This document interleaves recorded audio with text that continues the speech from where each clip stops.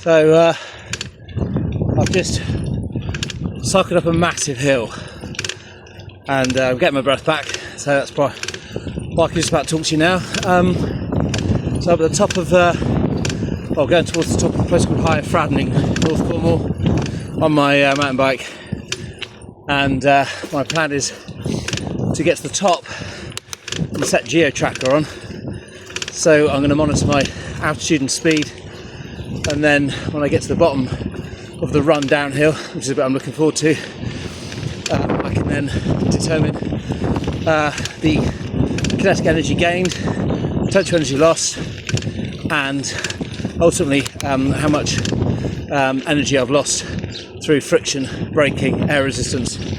Okay, so when I get to the top, I'll treat you to a nice view. So I've made it to the top, a little bit out of breath. The view's pretty stunning, apart from the pylons, and there's my trusty steed. So when the surf happens, I like to take it down the instead. And I am at the top of Cornwall, and I'm going to now use the potential energy I've got from here to hammer it downhill.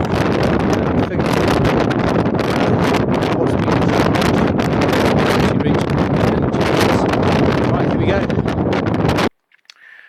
So here's the geo-tracker app, basically running real-time speed and elevation against time. You'll notice the speed and is in meters, miles per hour, and the elevation is in meters, which is a little bit counterintuitive and a bit awkward, but I'll have to sort of work around that. So you'll see that the elevation chart is dipping quite quickly at the moment. So this is the profile for the elevation, and as it dips really quickly, you'd expect the speed to increase rapidly, but it doesn't. The reason being is because there was a lot of braking going on, corners, tight bends, a van pulled out on me, and so I've done a lot of braking throughout the descent.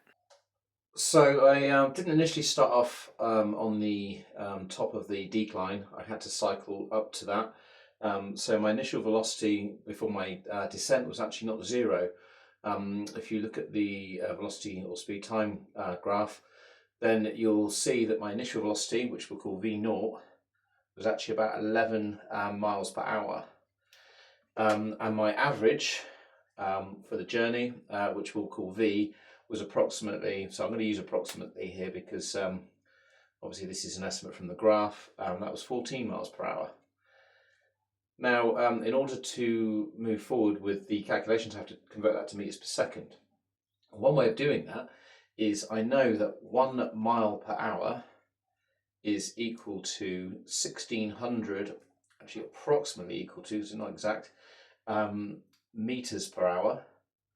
Okay, I'm going to use m per hour like that, meters per hour, and I want it meters per second, so therefore it's going to be approximately equal to 1600 over 60 per minute squared per second, which actually works out to be 4 ninths.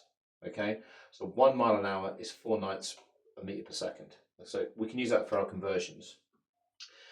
Now, when we started off, we had an initial kinetic energy of a half m v0 squared. Okay, and what we're going to add to that is the descent energy, which is going to be my loss of potential.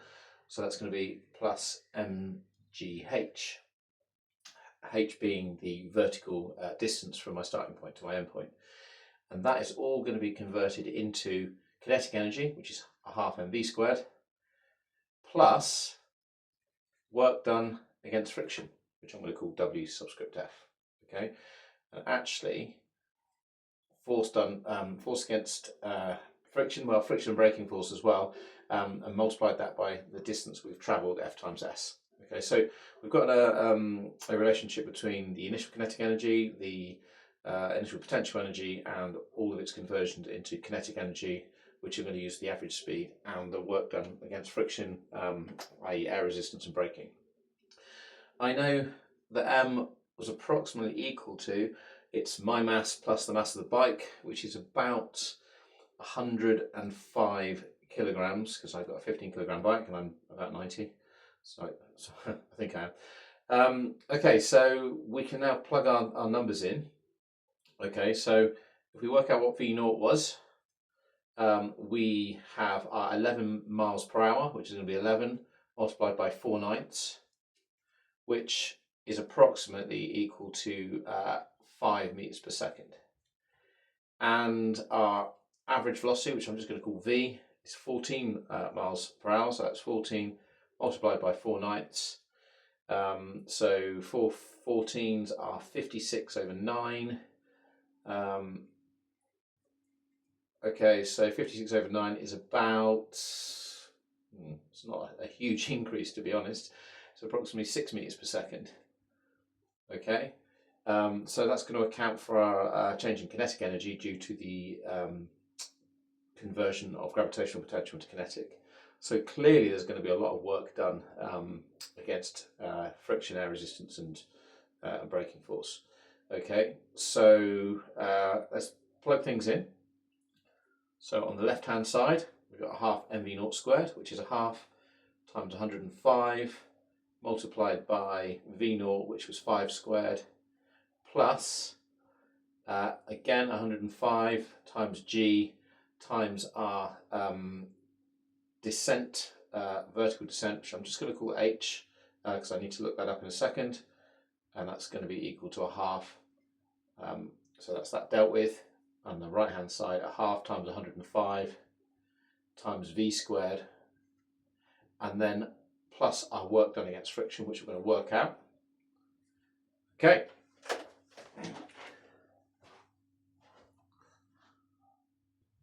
Okay, so I've rewritten the relationship at the top. So we've got half times 105 times 5 squared, which is our initial kinetic energy, plus our mgh, which is 105 times g times h.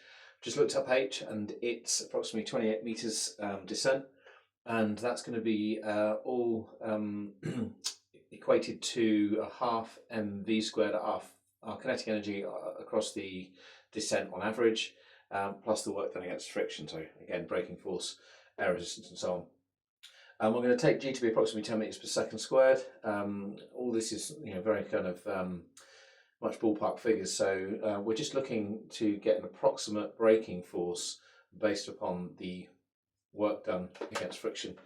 So the left hand side, I plug the numbers in and I get approximately 30,700 joules is equal to, and the right hand side, the kinetic energy is approximately 2,000 joules plus the work done against friction. Okay, so WF is approximately equal to 28,700 joules.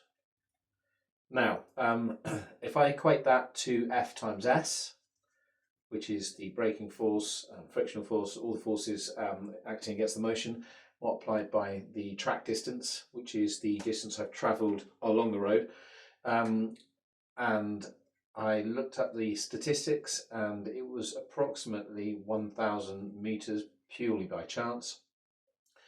So my work done, F times S, F times 1,000, is equal to 28,700 joules. So quite obviously from that, if I divide through by 1,000, I get my average force acting against motion to be approximately 28.7 newtons. Now that is by no means accurate. It's just showing a ballpark figure from some estimates and assuming that the data from the tracking system was actually correct. But we're done.